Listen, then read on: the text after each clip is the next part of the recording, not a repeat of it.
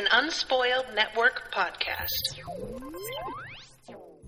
This is Spoil Me, covering Weathering with You, a film by Makota Shinkai. I hope I'm saying that correctly. The same dude who did Your Name, commissioned by Candace herself, who is here in the chat. In this film, there's a girl who can control the weather. It isn't quite as cool as it sounds, though. Welcome to Spoil Me.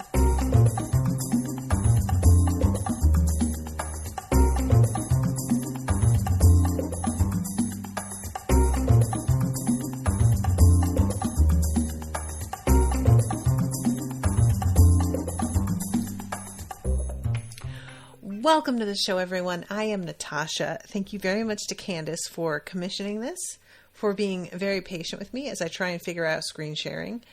And just overall, it has been a rough first day back recording because my computer hasn't wanted to cooperate with me. So hopefully we won't run into any of the problems here that I did on the previous broadcast. So this film came out in 2019. I don't remember when Your Name came out. But this was definitely after.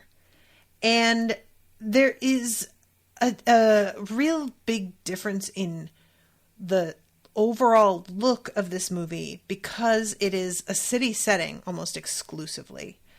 For that reason, it's not as beautiful. And that is not to say that the animation isn't still extraordinary, because it is. It's insane. There's a couple of scenes where we're in different shops in the city and the detail of the backgrounds and everything. And of course, the raindrops hitting puddles and things like that. They look photorealistic almost, you know? It's really wild how beautiful those moments are. But the overall setting of a gray city that it rains in every day is naturally not going to be as beautiful as a, rural setting with bright sunny days and festivals and starlight and whatnot. So for that reason, I found myself like a little bit less engaged because I just was so immediately drawn in by the beauty of the first of these two movies. Candace, you said that he's about to do a third movie. I don't know if there's a release date for it yet or anything. But I am curious about like what the setting is going to be for that. And this movie is sort of interesting in that we don't get a complete backstory for our main character. It's not like in Your Name, we get eventually a full like story about what happened with her mom and why her father has like gotten really distant. But Hodaka in this we start off with him on a ferry after he has run away from home. And looking back, I think the implication is meant to be that he has all of these Band-Aids and stuff on him because he was being beaten up at home. It's not clear while you're watching it that that's what's going on. And I didn't really understand the fact that he was a runaway until it was sort of spelled out for me. So I found it a little bit, overall, there were a few things that it took me a bit to get my feet under me in terms of like who we were dealing with and what's going on with this character. And his moment of joy on the deck of this ferry, it makes a lot of sense because this is after he has run away and he is just enjoying this moment of pure freedom. And the sea gets a little bit rough for a second here, and it looks like he is about to slide right off the deck of the ship, and a strange man grabs him and saves him. His name is Mr. Suga. I just want to say Mr. Suga because it's like, hey, sugar, like it's spelled like that. And, oh, Candace says Lee Pace voices him. Wild. I watched the Japanese with subtitles, so I did not get that at all. It's really funny, actually, Candace. The last recording that I just did was on One Piece, and I basically told them I have decided I think I'm going to watch it in dub because the subtitles it's been too hard for me with the weirdness of the show itself, combined with the not always spot on translation of the subtitles. I need the dub. So, I'm curious because sometimes, you hear that dubs change dialogue or they can change things a little bit. And so the story is actually slightly different. But apparently that's not as big a problem now as it used to be once upon a time. So I'm curious about that. Alex is here, says, I didn't know this was commissioned. I just saw this a month ago. What are the odds? So what we find out here as this goes on is that, can I call him Hoda? Hodaka is a runaway who is trying to get by in the city, not being of age to actually get a job. And it's the kind of thing that, while labor laws are what they are, in the United States, he absolutely could have gotten hired under the table at a number of places. There are a lot of plot points in this movie that rely on the laws being really strictly upheld. And I am unsure whether that is simply for the unfolding of the plot as it is in this film, or if that is true to Japan and things are much more strictly upheld in general. Because there is him not being able to get a job because he doesn't have a student ID. And then there is later on nobody being willing to rent him and what is her name? Hachi? Hina. Nobody will rent the two of them a room because they're both underage. And again, in the US, there are definitely like shady places that would not care. They would just fill out, you're supposed to give your ID and whatnot. So many places don't operate that way. I mean, they can't, to a degree because of what happens at their establishments. So it wouldn't be the same kind of problem. They eventually do find a place, and I don't remember exactly how they managed to work that out. But I kept wondering, would this be as difficult as it seems here? Or is this because we need them to be in dire straits? And similarly, the way he is being tracked down because he is a missing person. So that kept on being a bit of a question for me, and I'm not mad at it at all, but I am curious, whether or not that's accurate to the location. So he is essentially starting to starve to death. And when Mr. Suga saves his life, he takes him out to eat, and it uses up not half his money or anything, but enough of his money that it's kind of fucked up that this grown-ass man is mooching off of him. And as we find out later, Mr. Sugar does not have the strictest morals in the world and is more than happy to take advantage of this kid for a while. Eventually, his niece calls him out and is kind of like, dude, what the fuck, man? You're paying him $3,000 a month? That is literally exploitation. And I really appreciated it being spelled out that he's doing something fucked up, even from the perspective of a family member. But it doesn't actually change the way he behaves. And I am not mad at that. We don't need a complete redemption story for characters. They don't need to completely change their personalities. They can stay shady.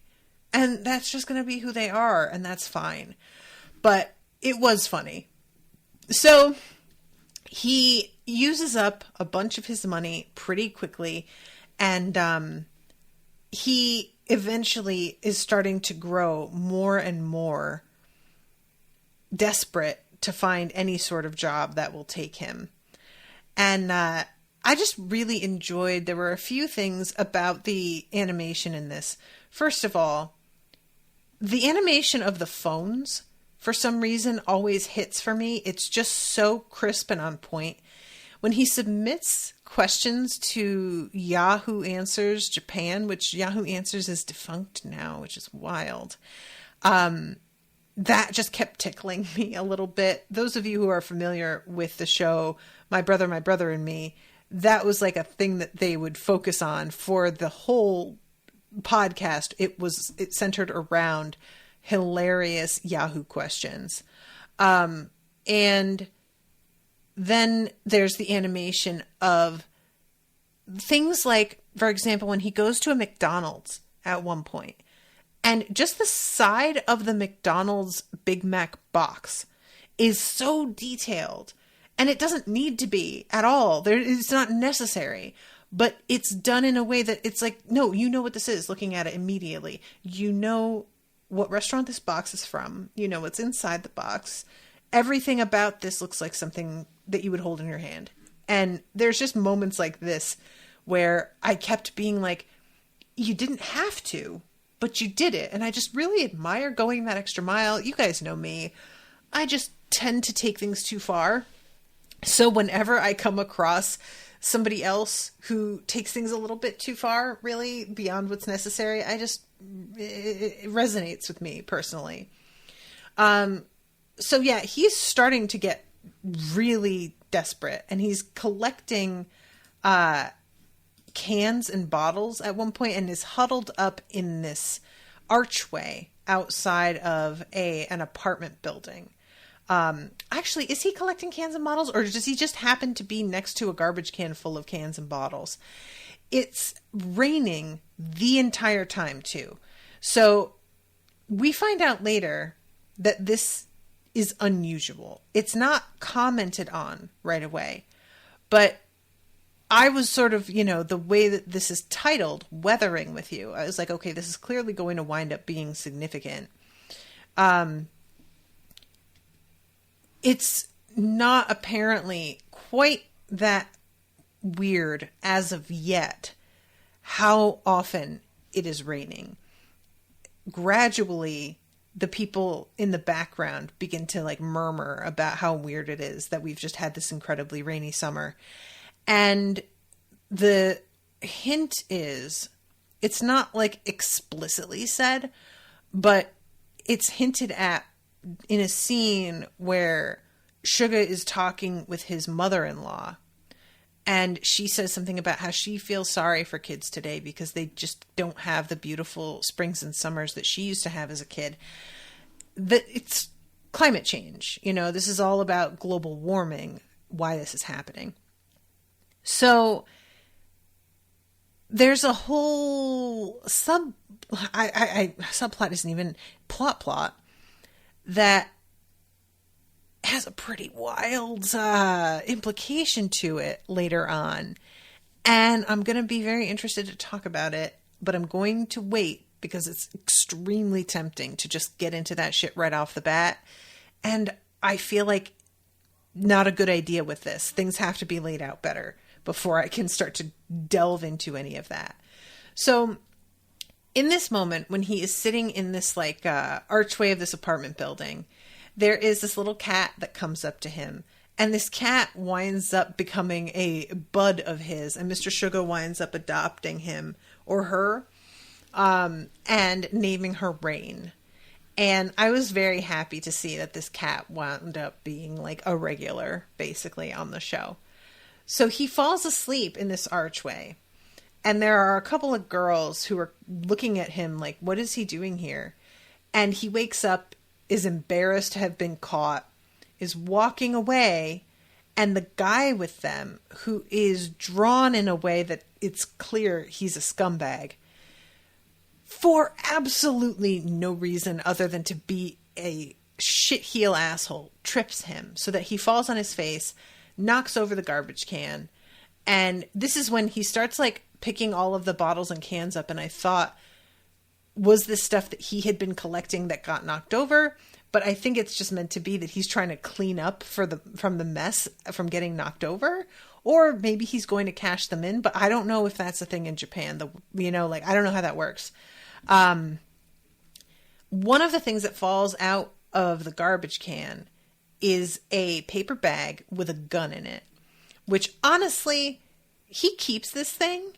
And if you've watched enough movies, you know that you find a gun in the trash, that shit is a murder weapon.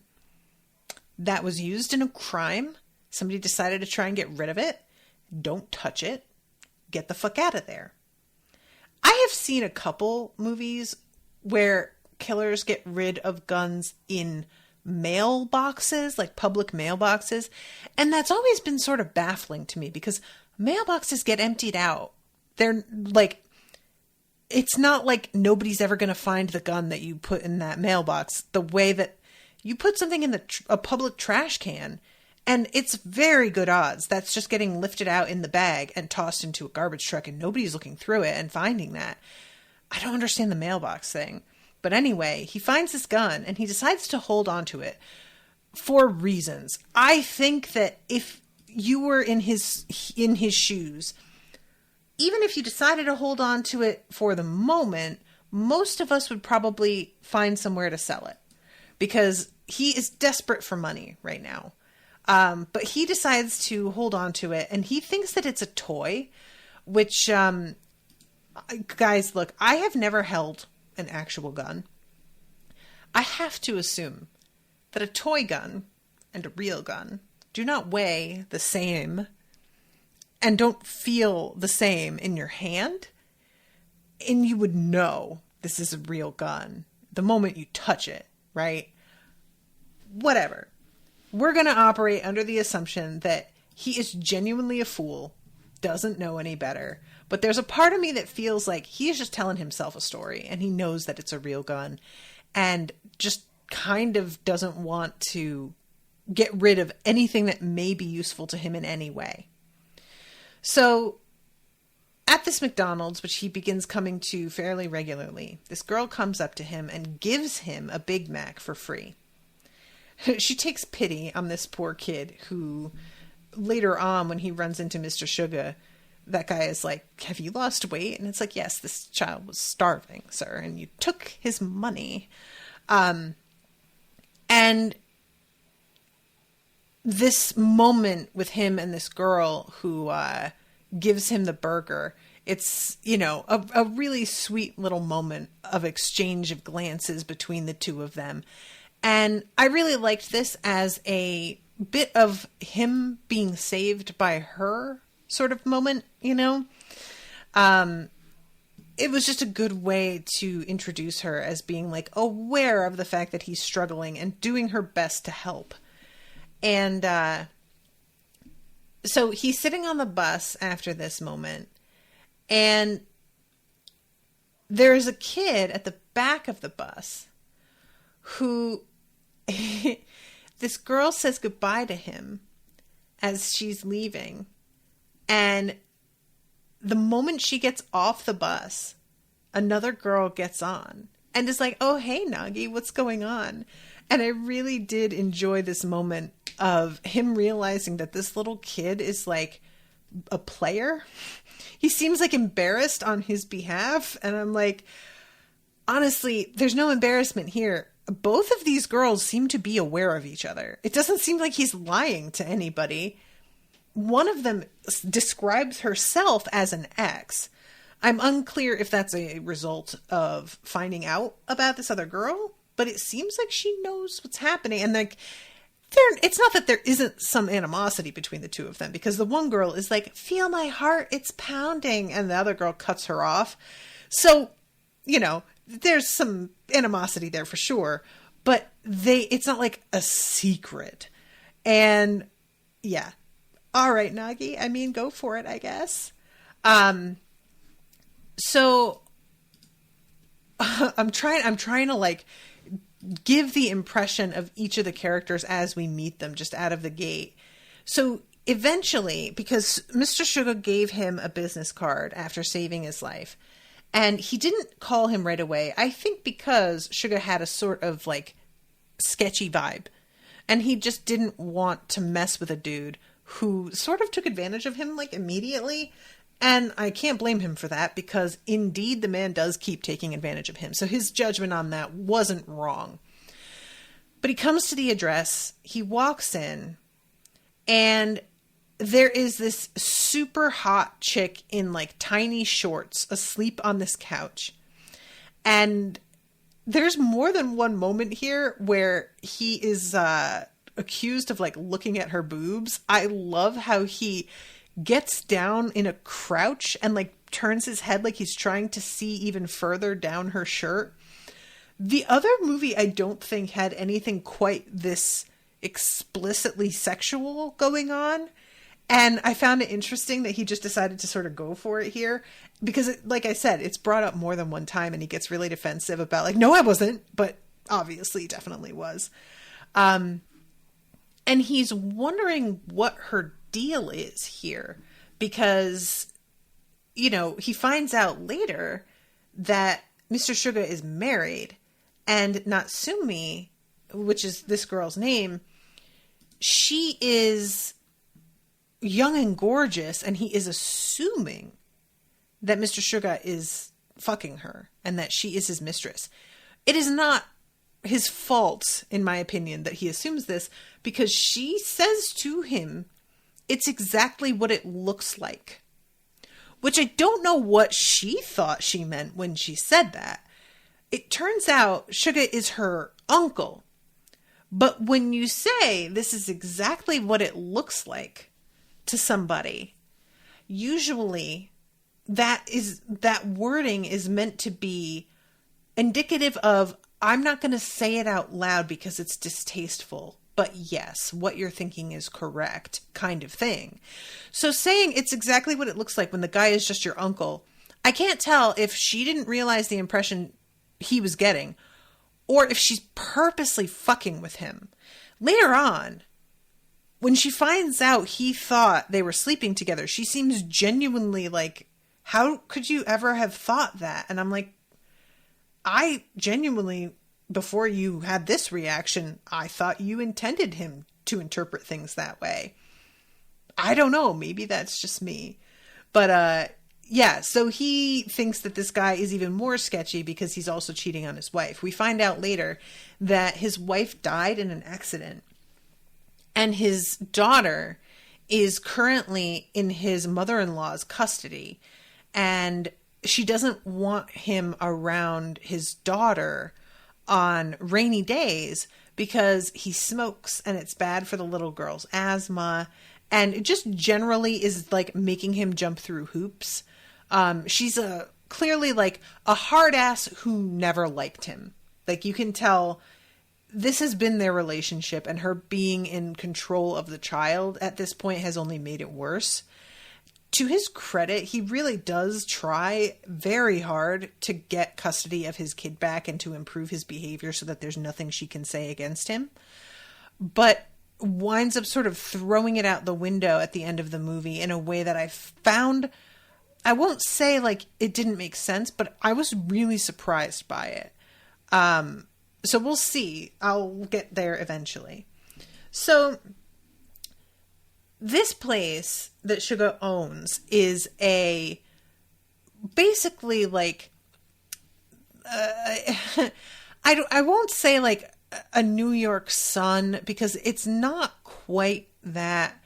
They're not completely inventing shit. It's not like, you know, I had Satan's demon baby and now whatever, you know, that those like, you don't see those in grocery stores the way you did when I was a kid, because I still remember standing in line and looking at a very clearly photoshopped image of a baby with like glowing red eyes and wondering, who is this for? Does anybody believe this is real? It's not quite like that. It's more like a paranormal investigative magazine, and he frames it as, we're just providing entertainment. It's not meant to be we believe this necessarily. Although his niece does seem to. It's more like we're trying to find things of interest to people who are into stuff like this. And initially, Hoda isn't super into this. He doesn't like the concept of what he feels is just trying to deceive the readers. But when he finds out that the job comes with room and board, he is like, oh my God, hire me immediately, please. Which, considering what he's been going through, I'm not mad at. There is something about watching him struggle. If you have been a college student, I feel like you also can have experienced this sort of weird in between. I went to college. My first year, I started off at 17 years old. Most people, when they enter college, they're 18 at least. But I started school a little early, and my birthday's like in October. So I started off young enough that I wouldn't have been employable at the same time that I was in school at any hourly like set of hours that would have made a difference in my life.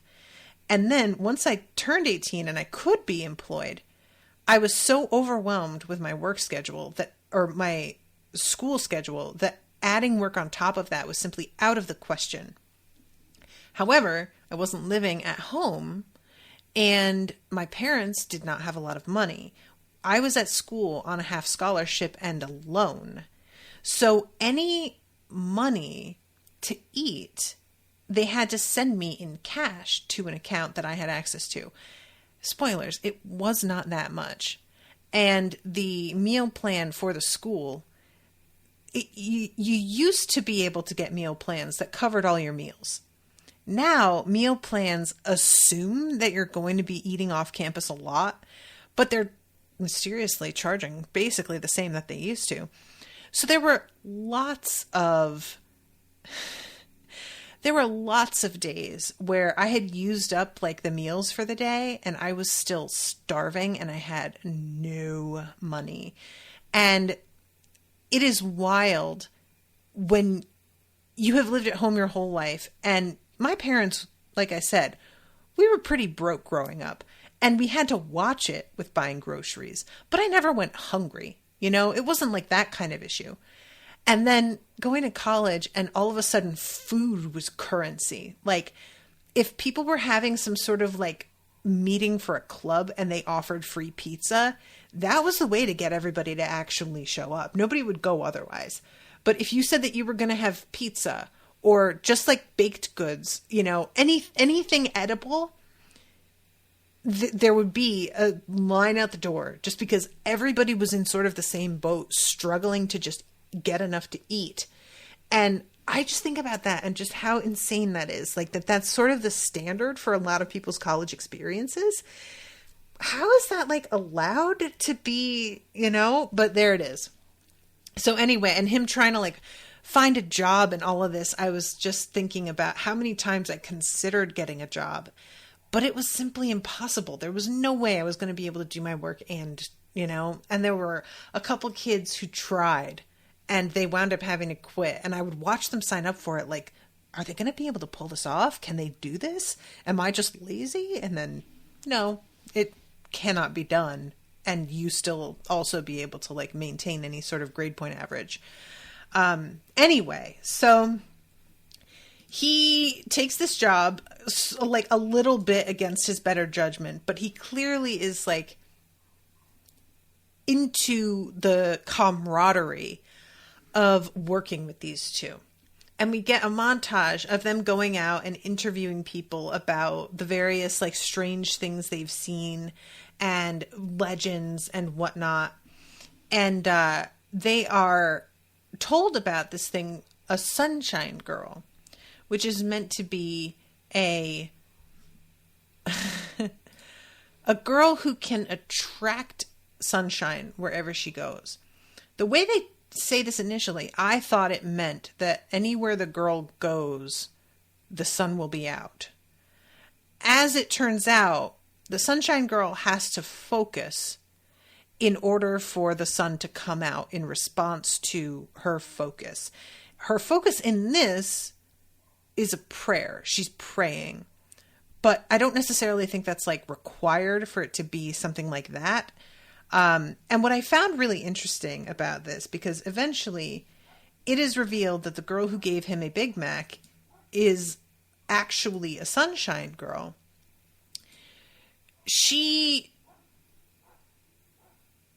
What she calls it, and I really liked this a lot for my like own sort of pedantic reasons, when she talks about where this ability comes from, she doesn't call it her power. She describes walking through the archway of that shrine and then says, and that was when I became connected to the sky, which sounds very different. My power feels a lot more centering her and making it something like really amazing that she can do, and it's about that. Saying I became connected to the sky feels a lot more passive, which feels more accurate to the way this seems to be set up, weirdly. And it's sort of odd how this is all shown to us, because the movie opens with the scene of her reaching the archway. She's in a hospital. She is with her mother, who is wearing a bracelet, which we later see her wearing around her neck. And there's a stream of sunlight breaking through the clouds in this one spot. And she is praying desperately. She like sees this streak of sunlight and for some reason is compelled to go to it. And it stays in place, highlighting this shrine on the top of what seems to be an abandoned building. That, for me, says there's like either a being or a series of beings or some sort of supernatural force that is directing her to go to this shrine. Her specifically. And that is interesting to me, because the mechanics of this whole Sunshine Girl thing are really unclear. And if we're going with this, I think what that says is that she was always going to be the Sunshine Girl. Other people could have been praying and walked through that archway, and this would not have happened to them. It feels like this is for her. And I'm not even sure how many other people would ever have even found that shrine to begin with. So it's like she is assigned this role of being the Sunshine Girl. I won't say against her will, but more without her consent, you know? And that it was sort of determined at birth that this was what was going to happen to her, which is fucked up, honestly. So, and the way that this is animated, when she steps through the arch, it's like she gets lifted up in the air and she's like simultaneously underwater, but also seems to be floating in the air. And there are these like fish sort of made out of water. And that becomes a recurring thing as well, as is that there are these like little living models of fish and squid and whatnot that eventually just disappear into water before your eyes. This confused me. I don't really understand what the point of them was. And I kept thinking, because of the fact that Tokyo seemed to be like, we see Hoda getting on the ferry and it's raining on the ferry. He gets to Tokyo and it's raining in Tokyo more than ever before. Later on, there are a couple emotional moments, and when he gets upset, the rain comes down harder. And I kept thinking, he is connected to the rain somehow. She's connected to sunlight. He's connected to the rain. Nope. Not a thing at all.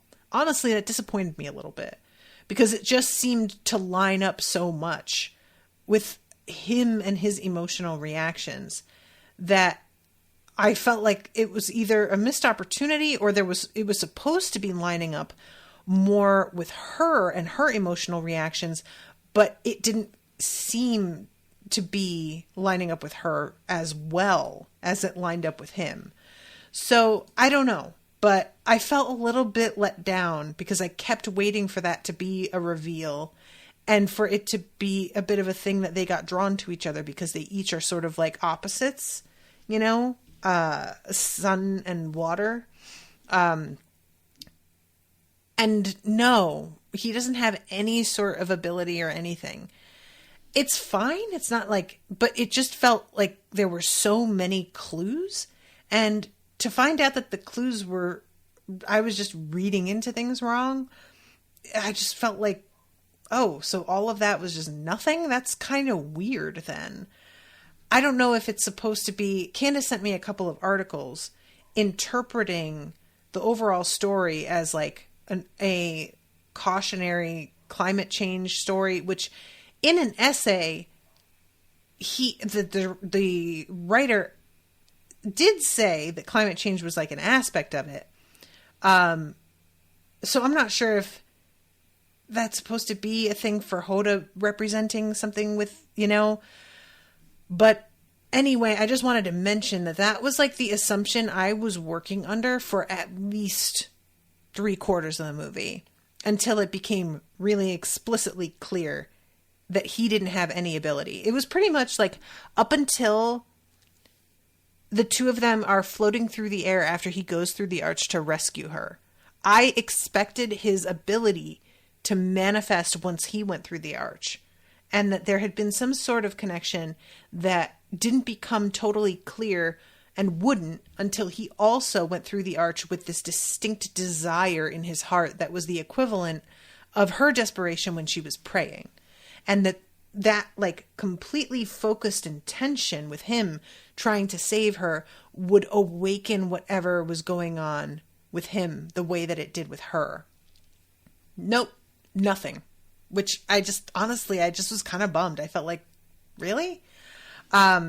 So he finds out that she is able to do this thing by running into her when he is out on an errand for his job, and he sees her being like led down this sketchy alley by the guy who tripped him in the earlier scene.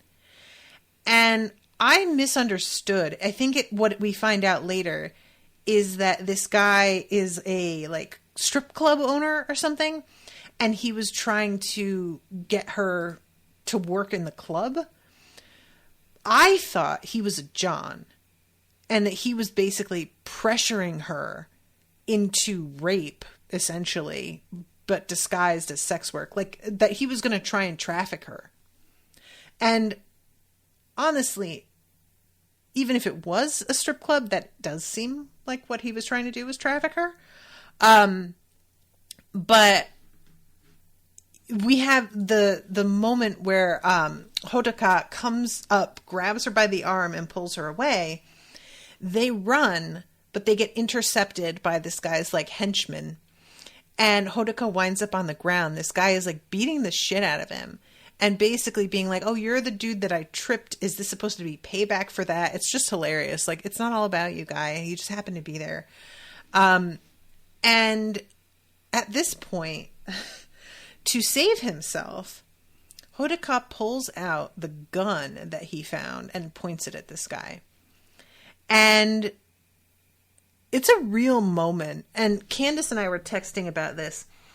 In the United States, somebody pulling a gun in this situation is simply a potential eventuality.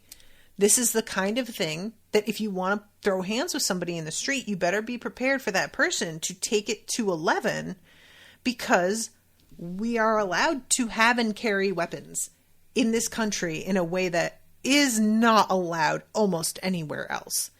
It's just not the same. So for us, him pulling this gun and pointing it at the guy is kind of just like, oh shit, wow, kind of moment. For anybody else who lives in a sane country, it's much more like understandable why this guy would, one, react as if it were a toy. Because in the US, behaving as if the gun somebody pulls on you is probably a toy, that is not how most people are going to operate. most people are going to be like, okay, that's a real, oh dear, that's going to be a panic reaction. But because guns aren't accessible in Japan the way they are here, the guy just assumes, of course, this little scrawny kid doesn't have a fucking gun. Why would he have that? I found him sleeping on the street. No, he doesn't have a weapon. And then the kid pulls the trigger to prove that it's real, which just is taking it to a whole other place. And I totally don't blame him for wanting to prove that it's real to this guy that's about to beat the shit out of him. But also, yikes, dude, what are you doing? Like, knowing how different the situation is here versus the United States, it feels a lot more dramatic, and he's taking a way bigger risk, and it's just a much more intense scene. So, and I've mentioned about how in Your Name, there wasn't the sort of like direct, explicit sexual innuendo that there is in this movie. Similarly, there's not this kind of violence. It's all very esoteric. The violence is like a natural disaster of a different kind, and it never comes down to human interaction of this nature. So the tone of this movie just feels really different in that way. It's got a similar tone because it's like a supernatural romance. But other than that, they feel really, really different. So this scene ends with her essentially being like, she's alone with him and is like, what the fuck is wrong with you? How could you do that? And telling him that he's the worst and running away. And then eventually sort of like she feels bad and turns around and is like, all right, well, you're obviously in like a shitty situation here. And they wind up becoming friends, and she invites him over to her house, and he is really nervous about going to her house for the first time. He has never had this sort of relationship with a girl before. And when he comes inside, you find out pretty quickly she and her brother are also runaways. They do not have a parent or guardian in charge here. And it's a really weird, I don't know how it is that she was able to rent this apartment, but they can't get a hotel room later. Did she have she can't have had a fake ID, or she'd still have it. I don't understand how we're meant to believe that she has set up this entire life for the two of them. And yet later, when they're just trying to find basic shelter, it's almost impossible to do. How did this fall into her lap like this? Also, there is this moment later, when she finally summons the sunshine. She reveals herself and her powers in such a casual way that I was kind of like, wow, okay, so we're just gonna, there's no fear on her part as to how this is going to be seen by him or how she could potentially be exploited, which is almost how it happens, except that he means well. It's not like he's exploiting her the way that one would interpret it when you think about somebody being exploited for their powers. You think, oh, they're being worked to death and this other person is purely profiting off of it. But after she does this thing where she creates the sunlight, we have this weird scene where this little boy is looking out the window and sees a drop of water floating away in such a manner that it looks as if it's a tiny tadpole swimming off. And then there are these two boys in the street, and they look up, and it's like there's a ball of water just hovering over them, like over these buildings. And the ball of water takes form enough that you can make out a general shape for a split second before it just drops onto them like a bucket. And I don't know what I'm supposed to be interpreting from that. Is that supposed to be that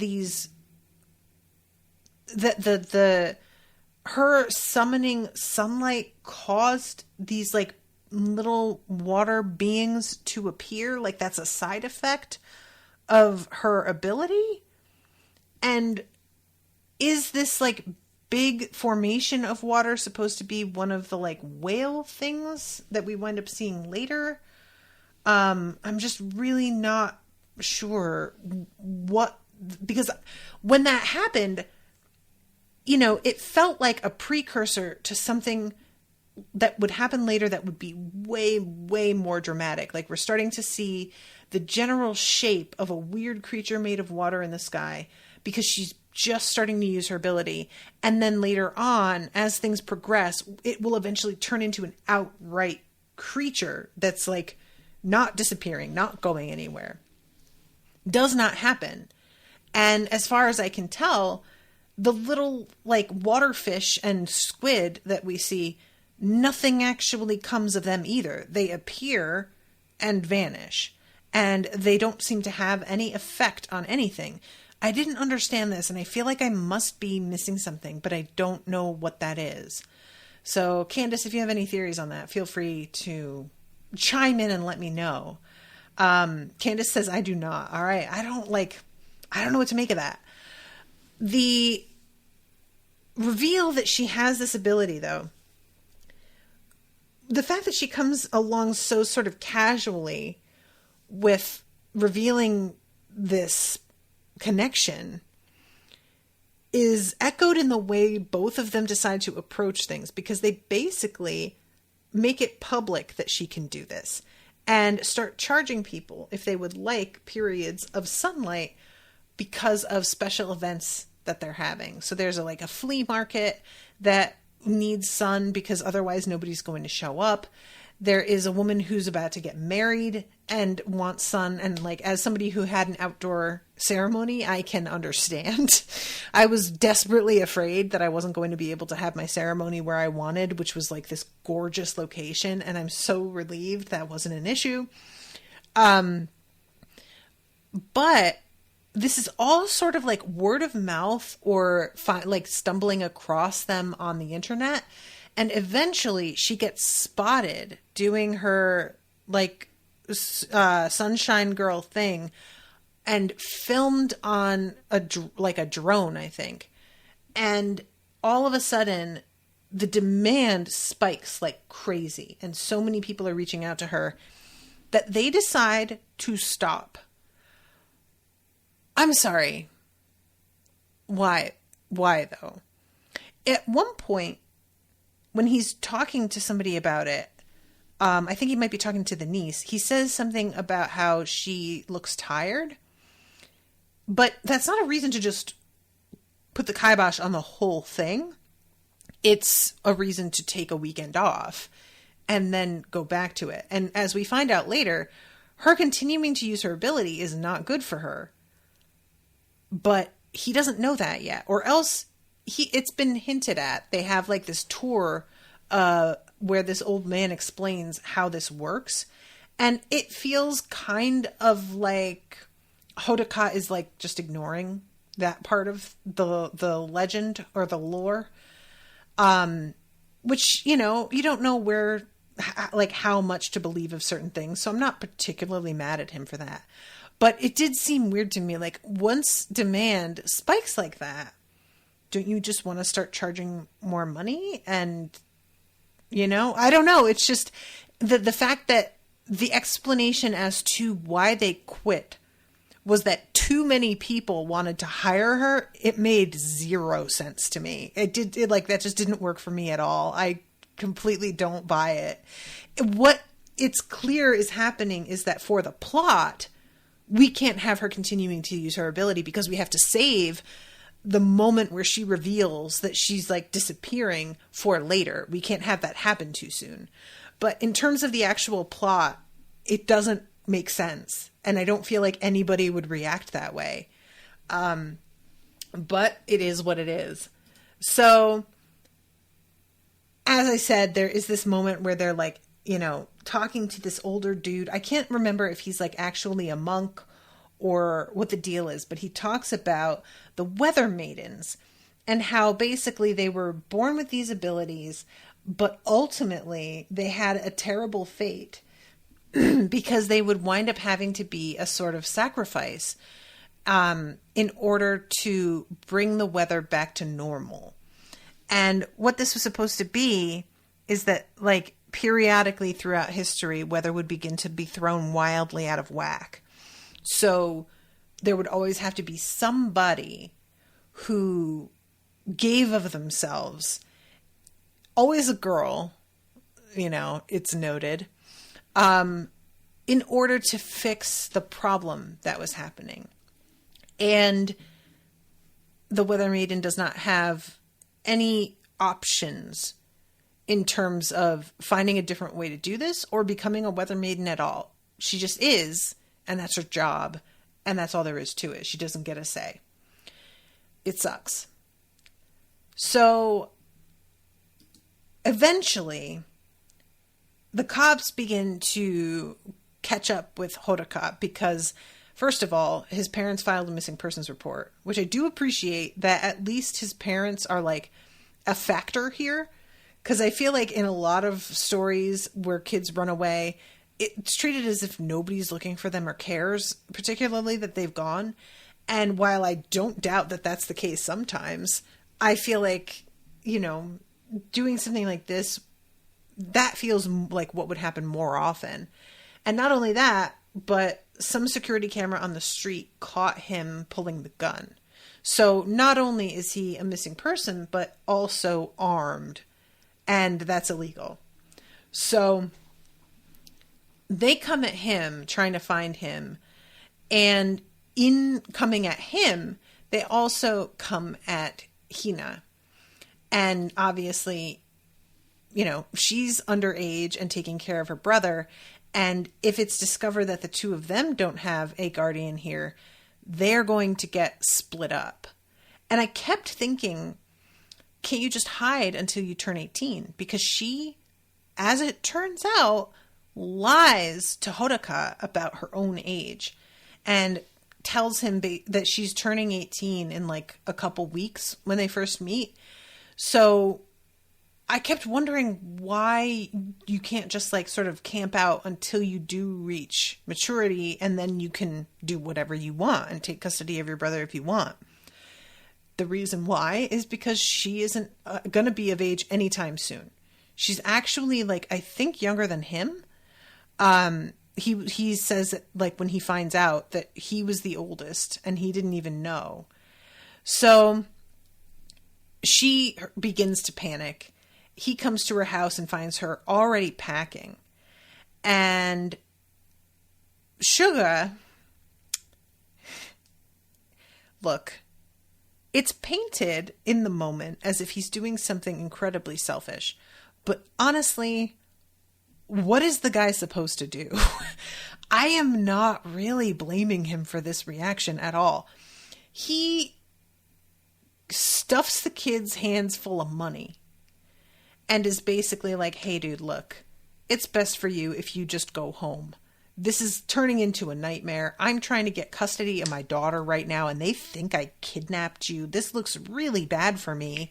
So here's a bunch of money, and get home, and, like, just weather it out. Get it? And later on, you know, he's drinking and smoking again, even though he was trying to do better for his daughter. And it's supposed to be like this guilt reaction that he's having. But I am not mad. The guy, people think he kidnapped this kid.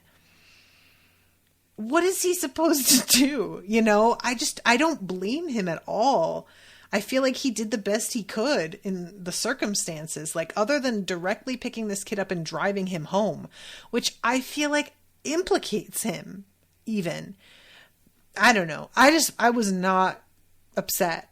But it is treated as this like massive betrayal. This like leads to Hodoka being basically throwing caution to the wind and being like, why don't we all run away together? So that is when we get the montage of them trying to find a place to stay. And of course, the whole time it's absolutely pouring rain again. And the rain is only getting worse. Like, it begins to interfere with the trains. We start to see a bunch of like warning signs because everything is shutting down. Flights are getting delayed. And this was something I found sort of interesting, is that we're really given real world circumstances as to the consequences of this rain being as bad as it is. Out of the gate, we begin to see how this is affecting people. You know, there are flooded cars abandoned in the street and people having to like wade through certain areas, folks having to abandon homes in certain places. It's presented as a genuine like threat. It's not a whimsical, oh my God, look at all this water, and not considering what this means for people. But later on, it does not feel that way to me. So we get to there's a moment where they do manage to get into a hotel. I don't remember how they pull this off. And it's like a pretty nice hotel. There's a sort of, what do you call it? Like mini bar, but it's actually like an automated, like one of those food dispensers. What do they call those? And there's a bunch of different types of food in there that they're able to like pop into the microwave and like feast because they haven't been able to eat very much. And they are enjoying the giant jacuzzi bathtub, which is super relatable. As somebody who recently went on vacation to a nice hotel, there was a giant bathtub, and you better believe that we got into that thing. It's the best. It's a moment of real happiness, and Hodoka is praying about how he just wants things to be like this. He's not asking for that much. He just wants things to be able to stay like this, and that's all he's asking. And honestly, this felt really poignant to me. This was a tough moment. When you have had a series of like moments of really bad luck, and especially paired with the whole weather thing, even if that weren't directly tied to them as people, it just adds this sort of backdrop of why you don't want to be out in the world unprotected, because shit's going bad out there, you know? I just really felt for him in this moment of this silent prayer to whomever is listening.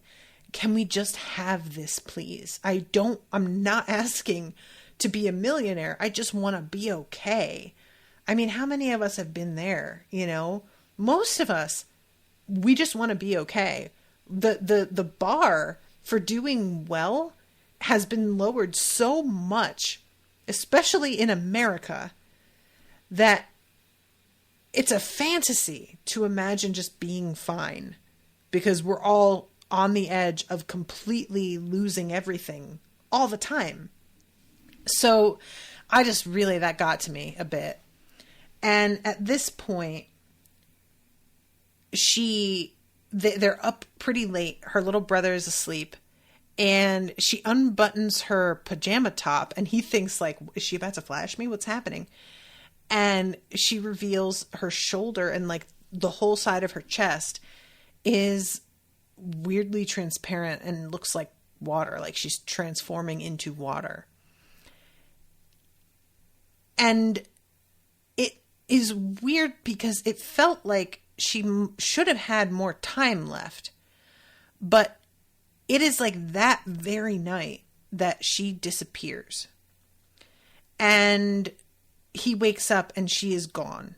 And he had a dream about her. Her little brother had a dream about her. As we find out later, the niece had a dream about her as well, that she is like being pulled up into the sky. And we find out that that's like pretty much literally what happened. And I expected that the sacrifice was going to be that she turns completely into water and like melds with the sky and the rain. No. She's turning into water, but then once she like ascends, she's like back in a human body and just stuck in this like meadow on top of a cloud. And it's unclear what's supposed to happen from there. Is she meant to just chill alone in this meadow until she just dies of like natural causes? Is she not corporeal anymore? Like, I think it's meant to be that she's not corporeal because her ring falls through her hand and falls off. But when he follows her up through the shrine gate, he's able to grab her hands and like hold her hands as they fall. So I didn't really understand what the whole scenario was supposed to be here. And so Hodaka is trying to find her, knows likely what has happened, and is looking up at this cloud and knows the like area where the shrine is. And so he's trying to get there. At the same time, the cops are interfering with him a ton. And they wind up arresting him at one point, and he escapes. He like manages to get out of there. And there's this whole chase and everything. And he eventually gets to the building, and Suga is there. And there's this weird thing where Suga is trying to sort of stall him so that the cops can arrive, is like the vibe that I get. And I think that what it's supposed to be is that if he helps the police, that this is going to sort of like look good for him with getting custody of his daughter back. But then once the cops actually come in and they like tackle Hodaka to the ground and are slapping the cuffs on him again, all of a sudden Mr. Suga has a change of heart and like shoves the cops off him and gives him a chance to run up to the shrine. I don't know if it's like, because Suga is supposed to have been deeply in love with the wife who died and still in love with her, basically. So what I interpreted here is essentially when Hodaka yells, like, I just have to see her, that this is like a really relatable moment for Suga. Like, he has this, oh my God, if I had the chance to see her again, I would do absolutely fucking anything. And so he decides to step in after all. But it was weird because like Hodaka had already been saying he was trying to see her again. And Suga was trying to convince him to sit still and not make a fuss and just go to the cops. They're not going to hurt you. It's like he should have known what the intent was already because it had been stated. So him suddenly having this like decision to not only help this kid in spite of having seemed to be on the cop side minutes earlier, but also kind of throw away his good behavior that could help him get custody of his daughter. Like, when we go to the jump ahead of several years, he's not in custody of his daughter. Clearly doing this damaged his chances there. That feels like it doesn't totally make sense to me. I'm not calling this a plot hole or anything. I felt like his motivation in that moment wasn't super clear. And I don't know. I'm just wondering, like, Candace, if you're here, if you have any thoughts on that at all. But so, when she has ascended up and is in this like, cloud country, it becomes really clear that this worked. Hina's departure, so to speak, has resulted in all of the weather getting fixed. The temperature goes back up, the rain stops, the floods begin to recede, and, just to sort of like hammer home, yeah, this isn't just a myth. Her disappearing does fix all of this. It helps all of this. So it makes what happens next even more kind of surprising, which I feel like on the one hand, I like the surprise of it because you really expect it to not go this way. But on the other hand, I really hated it because I was just like, what are you guys fucking doing? Candace says, I don't know how Japan custody works, but stuff like this can come up, especially if mother-in-law had primary custody all this time and better social standing and money. Yeah, so I guess that's my question is like, he had to know this was going to fuck him up for getting his daughter back, but he still did it. And I don't feel like that jives with the guy that we have grown to know over this movie. I just don't really buy him suddenly having this change of heart. It was just a weird thing. Unless it's supposed to be him sort of making up for, but again, it's just too like last minute. I don't know. But so Hodaka goes through the gate and winds up in this weird watery sort of like, what's the word I want? Like an in-between world, and finds Hina up in her little like cloud area, and he tells her, come back and basically it'll all be all right. To which I'm watching going, how? What do you mean it will all be all right? It absolutely won't. What are you talking about? Like, what? And they come back down to Earth. He winds up like getting taken into custody and put on probation eventually. So he like is back at home. And when we jump ahead 3 years, and we find out that indeed the rain has not stopped for 3 years. And Tokyo is like mostly underwater at this point.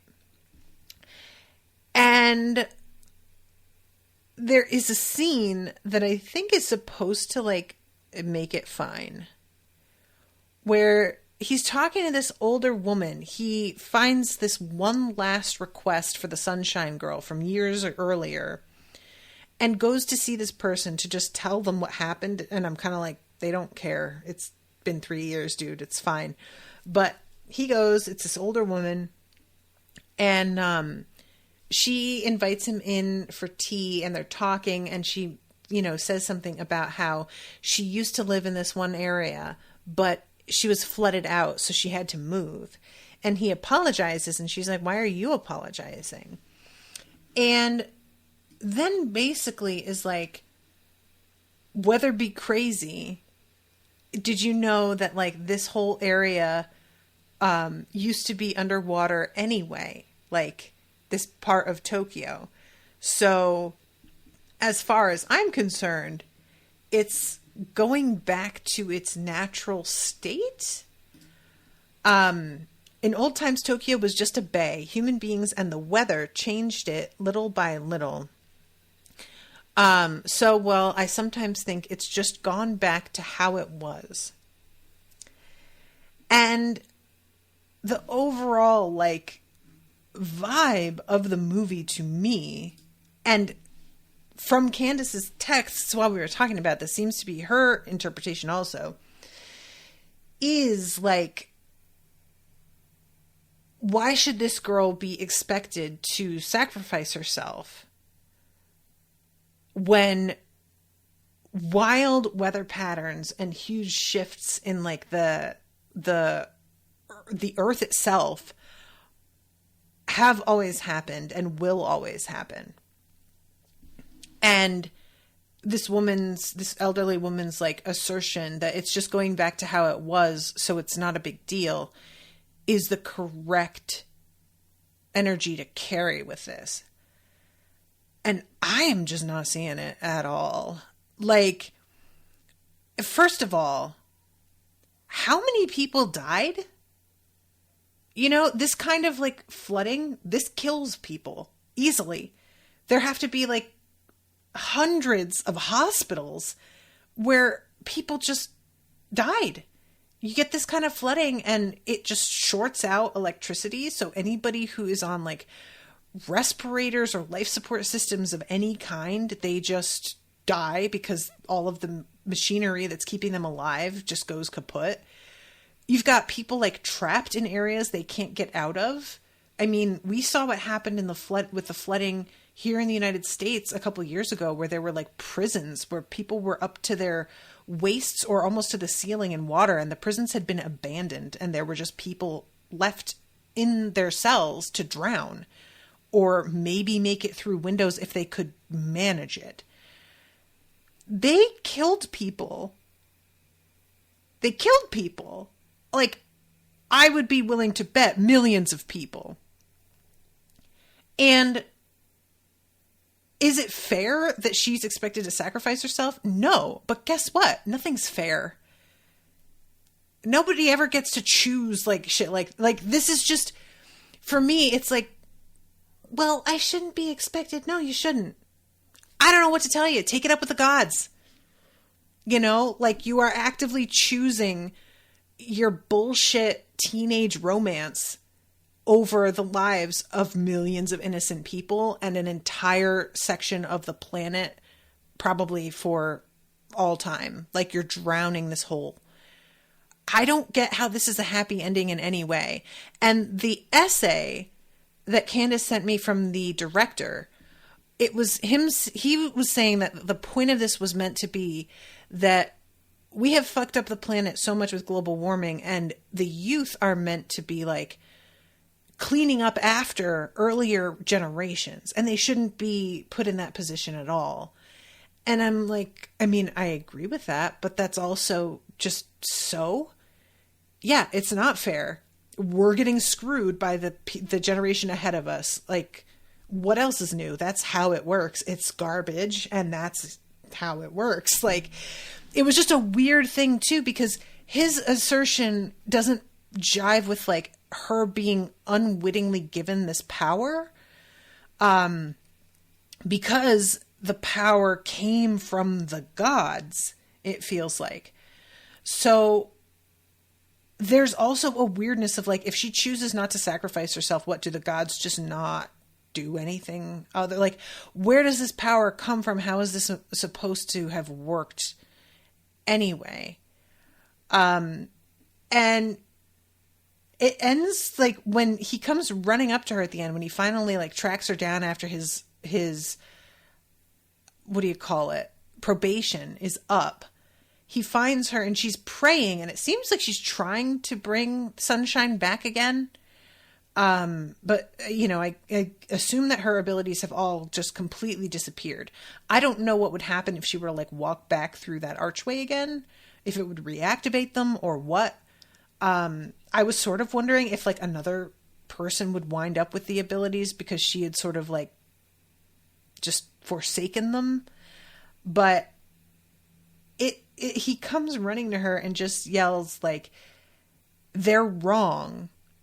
It's going to be fine. It like, I'm going to play this so that I can read the actual, what do you call it? The script, like the subtitles from, let's see. We changed the world. I made a choice. I've chosen her. I've chosen this world. I've chosen to live here. And he yells Hina and goes running toward her. And they have this like sprinting, hugging with like tons of vines growing all around because there's so much rain, and the flooded bridge behind the two of them. And it's just, he holds her hands and says, it will be all right. We'll be all right. And I'm like, I mean, I don't know that you will, man. I feel like this is the kind of thing that as you get older, you may reconsider. Just saying. And it will have been too late, friend. Candace says, I don't think it has a happy ending either. I think it's meant to be frustrating. Everyone I've talked to is either, this is not a satisfying end, or, wow, this changed the way I view my life. I don't see that. Also, there's the way she is still using the power. Is she? I didn't realize that. Because I saw her praying, but it didn't seem like... Oh, no, I guess there is... Because she's praying, and it's like raining around her while she's praying. So I was assuming that her power wasn't working anymore. But it seems like, when she turns toward him, that the sun comes out. It's like meant to be like, I guess that seeing him causes her power to come back to her. I don't know if that's supposed to be. No, because it's still raining when they're talking to each other. The sun is out, but it's still raining. Like, there's light on the two of them.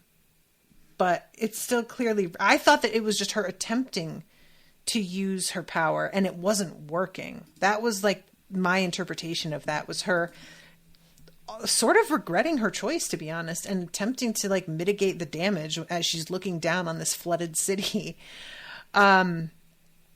She was praying and the sun came out.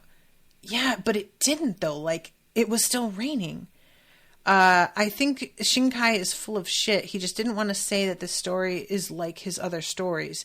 Young people are short-sighted and silly, and there's a really beautiful fatality to it. I guess. Yeah, it just, I don't know, like, it doesn't work for me. It's a shame because the feeling of him having some connection to the rain, I thought would result in a mutual sacrifice that they would have to make together, a la Romeo and Juliet, which is very tidy. So I can see that feeling a little bit trite, but it would have made sense to me in this way, especially considering it's been said over and over how there's a weather maiden and it's never a boy. And then all of a sudden, maybe it turns out there is a boy involved. Like this, you know, like there is a lore that omits the involvement of men, which wouldn't feel completely out of place. Let's see. She says, your name is so much better. There's too many plot holes in this one. I just really like Suga and his niece. Yeah. And like I said, I don't dislike the movie as a whole. I just felt like I didn't really get what we were supposed to feel here, because it seemed like the ending is a triumph. Like the way the music swells, the way the two of them are animated, it just feels like we're supposed to be happy they're together. And I feel mystified at the choice they're making as they're watching this whole, like, this major city and all these people dying, and the deaths never get mentioned. And that's something that bothers me when earlier in the movie, we're seeing very real world, up to the minute reactions of all of these like major sections of metropolitan life. You know, we have the cars flooding, we have subways closing, we have planes that can't land or take off. We have whole like areas that are being evacuated with plans and all of this stuff to really hammer home what a big deal it is that this is happening. And then all of a sudden there's just a 3-year jump and no mention of the realities other than this one old lady who's very like, well, what can you do about the whole thing? Which just seems like a real convenient perspective to have logged into. Like, out of everybody in the city, I feel like she's going to be one of 5 people who takes the attitude that she's taking. Otherwise, we're going to have a lot of people who are devastated, who've lost everything, whose families have died, whose homes have disappeared. And it's just treated like that's not happening, which I find highly suspect. It's sort of like the author himself didn't really want to deal with that whole bit and just wanted this extremely picturesque sunken city thing, and to act as if it's not too big a sacrifice, whatever, like it's weird to have paid so much attention to that stuff and then to just completely ignore it. Why set it up to begin with? Don't do it then. I don't know. Let's see. To be honest, the film would have been so much better if they took the time to flesh out the characters. They did it with Suga, but not the others, and it really took away from the story because we don't know the motivations. Hodoka and Hina are behaving like they're in a vacuum, despite a preponderance of evidence otherwise, indeed. And she says he sure did not, like he just wanted to ignore all that. Yeah. I don't know. And it's not, like I said, I don't dislike the movie overall. I find it very compelling. And certainly this ending is the kind of ending that's going to like have you talking about it with other people who have seen it. Like that's part of the goal, I would think, as a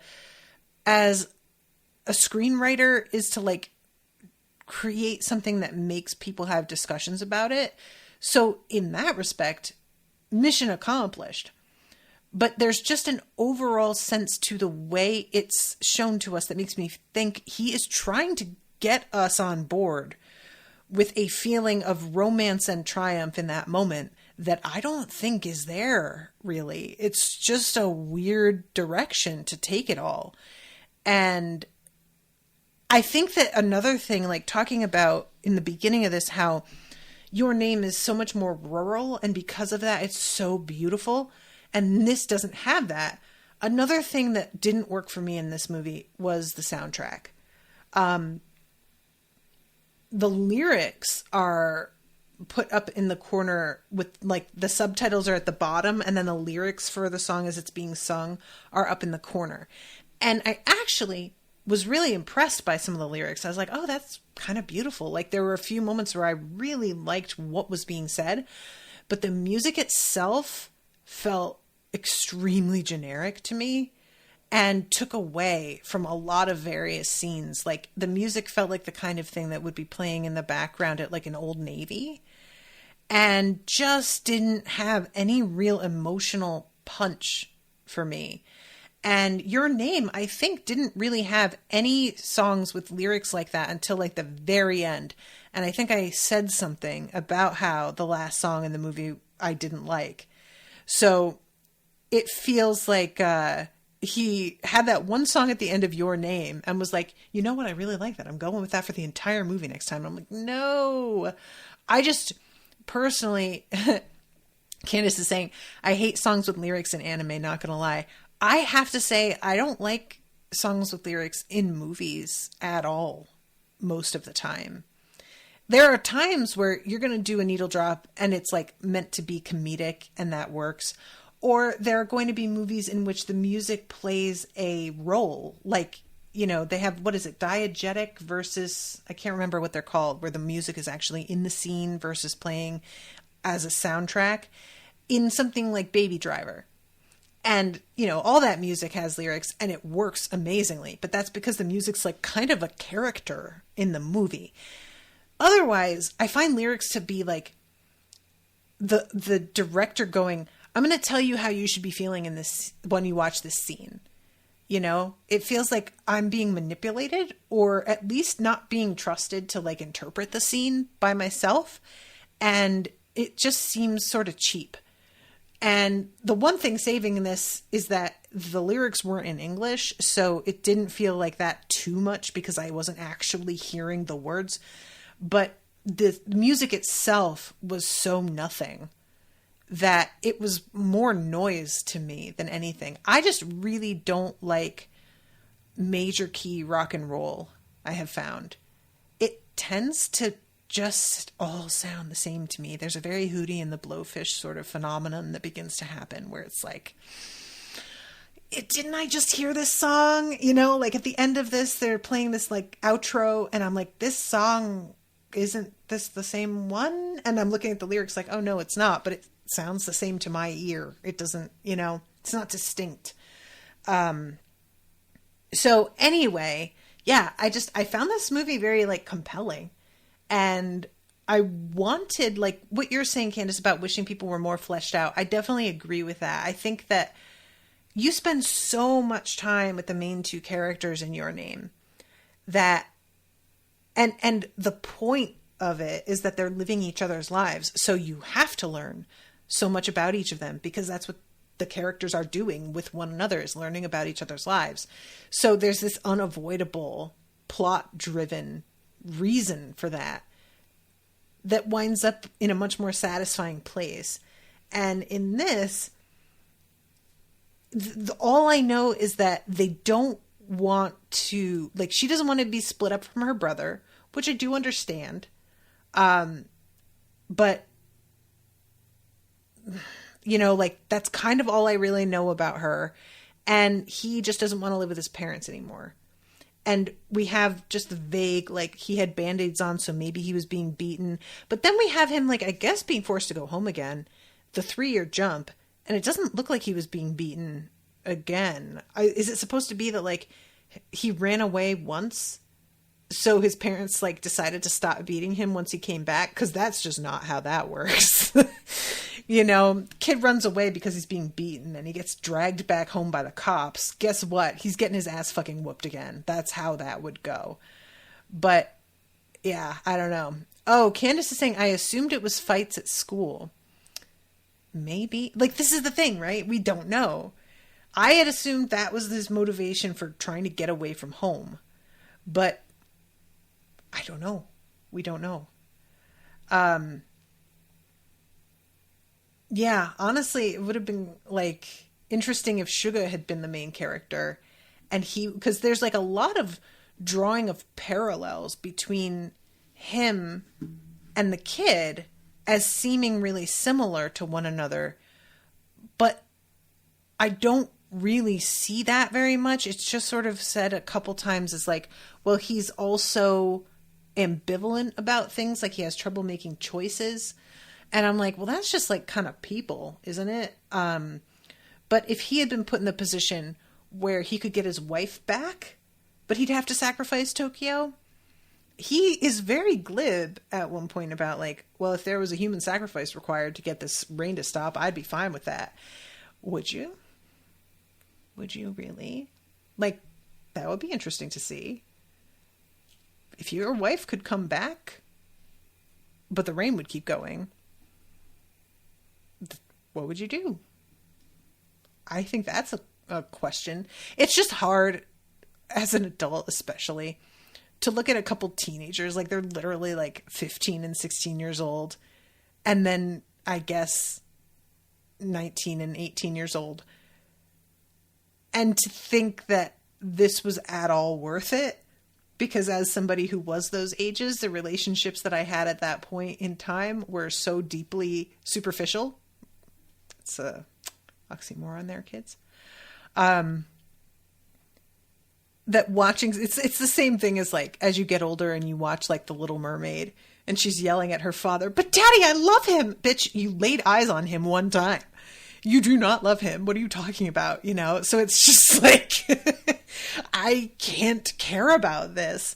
So yeah, I feel like maybe it's just being older that makes me go, why can't Suga be the main character? Like, he's got genuine shit happening in his life that I want to know about and I'm rooting for.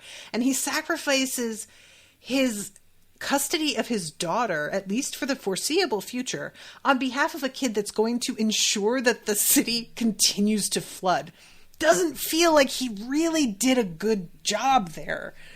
Doesn't feel like a worthwhile sacrifice to have made. I just don't, but it's funny. All of these, like, romance movies where there's these major stakes, and it so often is children, like literal children. I would be interested in seeing this if it were people in their, like, 40s and 50s. And how they would approach this then, it just would have a very different vibe. Yeah, or if they like made this choice, she and he went on to like get married, and then we come see them again when they're 50 and 60 and ask them, was it worth it? And what if they don't think it was anymore? There's an interesting story. Oh yeah, we chose one another over a city of millions of people, and low-key don't think it was a great idea actually. What if they were given the chance to go back in time and like do a different thing, or try and convince their younger selves to not do the thing? That would be kind of fun to watch. I don't know. Anyway, I just like spitballing whenever there's a plot that I don't feel totally satisfied with, to just come up with like weird directions that could be taken in instead, you know? But anyway, okay, I'm over time, so I have to go. But Candace, thank you for commissioning this. I'm sorry that I didn't like it as much as Your Name, but you don't either, so I guess that's fine. And I'm really curious about what the next movie is. Candace says, no, I feel valid now. Okay, good. But I hope that the next movie, he pulls back on the lyrics and he goes back into a rural setting, because I just want to see Pretty. I just really want to see Pretty again. I like feel like going back to find Your Name and doing the screenshot thing that I was talking about so I can use it as my backdrop, because there are so many moments in that movie where I'm just like, oh my God, that's so beautiful. All right. Well, I'm going to wrap. Thank you guys for listening if you did. And until next time, toodaloo, motherfuckers.